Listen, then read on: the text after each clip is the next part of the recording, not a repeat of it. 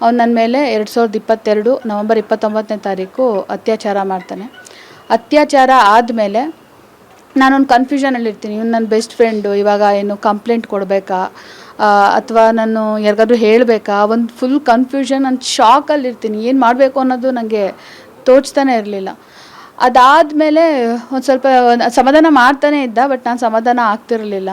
ನೀನು ಮಾಡಿದ ತಪ್ಪು ಆ ಥರದಲ್ಲೇ ನಾನು ಹೇಳ್ತಾನೆ ಇದ್ದೆ. ಅದು ಸ್ವಲ್ಪ ದಿನ ಬಿಟ್ಟು ನಾನು ಮನೆಗೆ ಬಂದು ನಿಂಗೆ ಕಣ್ಮುಚ್ಚು, ಗಣೇಶ ಮನೆಯೇ ನಿಂಗೆ ಕಣ್ಮುಚ್ಚಿಲ್ಲ ಅಂದರೆ ನಿನಗೆ ಒಂದು ಸರ್ಪ್ರೈಸ್ ಕೊಡ್ತೀನಿ, ಆ ಥರದಲ್ಲೆಲ್ಲ ಹೇಳಿ ನಂಗೆ ಕಣ್ಮುಚ್ಚಿದ ತಕ್ಷಣ ನಾನೇನೋ ಕೊಡ್ತಾನೆ ಅಂತ ಎಕ್ಸ್ಪೆಕ್ಟ್ ಮಾಡ್ತಿದ್ದೆ. ಬಟ್ ಒಂದು ಇಮಿಡಿಯೇಟ್ ತಾಳಿ ಕಟ್ಟಿ, ನಮ್ಮ ಅಪ್ಪಂಗೂ 2 ಹೆಂಡ್ತಿರು, ನಮ್ಮ ತಾತಂಗೂ 2 ಹೆಂಡ್ತಿರು, ನನಗೂ 2 ಹೆಂಡ್ತಿರು, ಇದು ದೇವ್ರು ಮಾಡಿರೋದು, ನಾನು ನೀನು ಮಾಡ್ಕೊಂಡಿಲ್ಲ, ಆ ಥರದಲ್ಲಿ ನನಗೆ ಏನೇನೋ ಹೇಳ್ದ. ಅಲ್ಲ, ಅತ್ಯಾಚಾರ ಮಾಡಿಬಿಟ್ಟು ನೀನು ಈ ಥರ ತಾಳಿ ಕಟ್ತೀಯ ಅಂತ ಅಂದರೆ ಏನು ಅರ್ಥ? ಇದಕ್ಕೇನು ಬೆಲೆ ಇದೆ? ಇಲ್ಲ, ನಾನು ಎಲ್ಲರೂ ನಾಳೆ ದಿನ ನಾನು ಅವತ್ತೇ ಹೇಳಿದೆ, ನಾನು ನಾಳೆ ದಿನ ಬೈದರೆ ಜನ ನಿನಗೆ ಬೈಯಲ್ಲ, ಅವ್ನು ಗಂಡಸು, ಅವಳು ಹಿಂದೆ ಯಾಕೆ ಹೋಗಿದ್ಲು, ಅವಳಿಗೆ ತಲೆ ಇಲ್ವಾ, ಬುದ್ಧಿ ಇಲ್ವಾ, ಅವ್ನಿಗೆ ಮದುವೆ ಆಗಿದೆ, ಮಗಳಿದೆ ಅನ್ನೋ ಬುದ್ಧಿ ಇಲ್ವಾ ಅಂತ ನನಗೆ ಉಗಿತಾರೆ ಹೊರತು ನಿನಗೆ ಗಂಡಸಾದವ್ನಿಗೆ ಏನೂ ಬೈಯಲ್ಲ, ಈಗ ಚೆನ್ನಾಗಿರಲ್ಲ, ಇಲ್ಲಿಗೆ ಬಿಡೋಣ ಅಂತ ಎಷ್ಟು ಹೇಳಿದ್ರು ಕೇಳಿದೆ.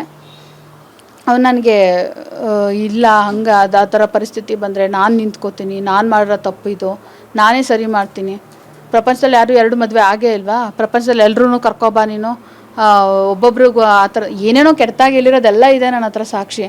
ಆ ಥರ ಎಲ್ಲ ಹೇಳಿ ಬ್ಯಾಕ್ ಟು ಬ್ಯಾಕ್ ಅವನಿಂದನೇ. ಮತ್ತು ಇನ್ನೊಂದು, ಅವನು ಸ್ವಲ್ಪ ವಶೀಕರಣ, ಮಾಟ ಮಂತ್ರ ಈ ಥರದ್ದು ಮಾಡೋದ್ರಲ್ಲೆಲ್ಲ ಸ್ವಲ್ಪ ಎಕ್ಸ್ಪರ್ಟ್ ಇದ್ದ. ಸೊ ಆ ಥರದ್ದೆಲ್ಲ ನನ್ನ ಮೇಲೆ ಮೊದಲೇ ನಾನು ಒಂಟಿಯಾಗಿದ್ದೆ ಮತ್ತು ಅಲೋನ್ನೆಸ್ ಇತ್ತು ನನಗೆ. ಆ ಒಂದು ಟೈಮಲ್ಲಿ ಅವನು ಆ ಥರದ್ದೆಲ್ಲ ಒಂಥರ ನನಗೆ ಮಂಕ್ ಮಾಡೋದು, ಆ ಥರದ್ದೆಲ್ಲ ಮಾಡ್ತಿದ್ದೆ. ನಾನೇ ನಿನಗೆ ಅಪ್ಪ ಅಮ್ಮ, ಯಾರೂ ಇಲ್ಲ ಅಂದ್ಕೋಬೇಡ, ಆ ಥರದಲ್ಲೆಲ್ಲ ಧೈರ್ಯ ತುಂಬಿ ಆ ಒಂದು ಟೈಮಲ್ಲಿ ನನ್ನ ಆ ಮಟ್ಟಿಗೆ ನಂಬಿಸ್ಬಿಟ್ಟ.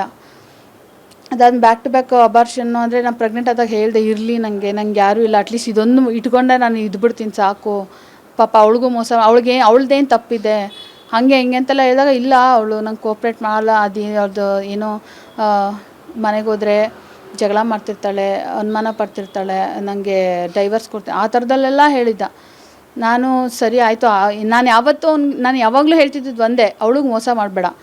ಇವತ್ತು ನೀನು ಅವಳನ್ನ ಮದುವೆ ಆಗಿದೆಯಾ, ಅವಳನ್ನೇ ನೀನು ಮದುವೆ ಆಗಿದ್ದವಳನ್ನ ಪ್ರೀತಿ ಮಾಡಿ ಮದುವೆ ಆದವಳನ್ನೇ ನೀನು ಬಿಟ್ಟು ಇವತ್ತು ನನ್ನ ಆರಿಸ್ಕೊಂಡು ಬಂದಿದ್ಯಾ ಅಂದರೆ ನೀನು ನಾಳೆ ದಿನ ನನ್ನೂ ಬಿಟ್ಟೋಗಲ್ಲ ಅಂತ ಏನು ಗ್ಯಾರಂಟಿ? ಈ ಥರ ಎಲ್ಲ ಪ್ರಶ್ನೆಗಳು ಹಾಕಿದ್ದೀನಿ ನಾನು ಅವನಿಗೆ.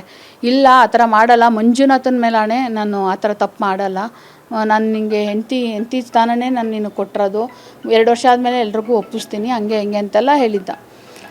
ಅದಾದ ಅವನು ಒಂದಷ್ಟು ತಿಂಗಳುಗಳ ಕಾಲ ಹಂಗೆ ಚೆನ್ನಾಗೇ ಇದ್ದ, ಬಾಗ್ಲೋಕಂಗೆ ಒಂದಷ್ಟು ತಿಂಗಳುಗಳ ಕಾಲ ಚೆನ್ನಾಗೇ ಇದ್ದ ಅವನು. ಅದಾದಮೇಲೆ ಇಲ್ಲ, ನನ್ನ ಮಗಳಿದ್ದಾಳೆ, ನಂಗೆ ಅವಮಾನ ಆಗುತ್ತೆ, ಇವಾಗ ಇದನ್ನ ಇಲ್ಲಿಗೆ ಬಿಟ್ಬಿಡೋಣ. ಅದೇ ತಾನೇ 2 ಅಬಾರ್ಷನ್ ಆಗಿದೆ, ನೀನು ಈಗಲೇ ಬಿಟ್ಬಿಡ್ತೀನಿ ಅಂತ ಅಂದರೆ ಏನರ್ಥ? ಆ ಥರದಲ್ಲೆಲ್ಲ ನಾನು ಪ್ರಶ್ನೆ ಮಾಡಿದ್ದಕ್ಕೆ ಇಲ್ಲ, ಹಂಗೆ ಹಿಂಗೆ ಅಂತಂದ. ನಂಗೆ ತಡ್ಕೊಳಕ್ಕೆ ಆಗಲಿಲ್ಲ. ನನಗೆ ಈಗ ಹೆಂಡತಿ ಮಕ್ಕಳು ಅಷ್ಟೇ ಮುಖ್ಯ ಅಂತ. ನಾನೇನು ಪ್ಲೇ ಗ್ರೌಂಡಲ್ಲಿ ನೀನು ಬಂದು ಆಟಾಡ್ಕೊಂಡು ಹೋಗ್ತೀನಿ ಅಂತ ಅನ್ನೋದಕ್ಕೆ ಏನು ಅಂದ್ಕೊಂಬಿಟ್ಟಿದ್ಯಾ ನನ್ನ ಬಗ್ಗೆ ಅಂತೆಲ್ಲ ನಾನು